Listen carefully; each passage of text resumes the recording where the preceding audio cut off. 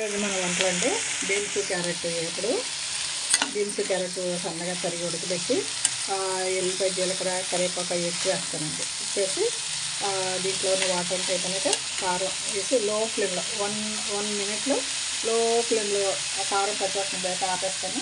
ఇదో మధ్యాహ్నం స్నాక్స్ శనగలు కారండి ఇవ్వండి పొంగేటప్పుడు ఆపేసి కొత్తిమీర వేస్తాను.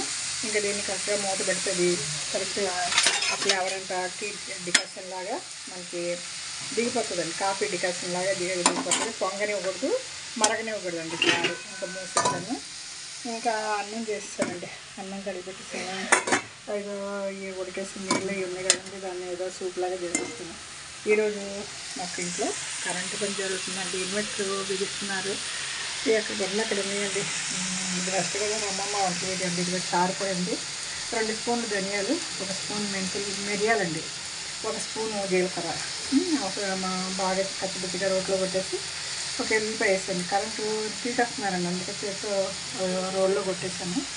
ఈ చారిపొడి ఇంకొకసారికి ఉపయోగపడుతుందండి. ఇది ఫస్ట్ కదా అమ్మమ్మ వంటలు వేయండి.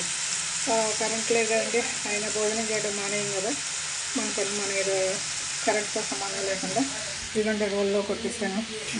కొంచెం పని చేస్తూనే ఉన్నాం.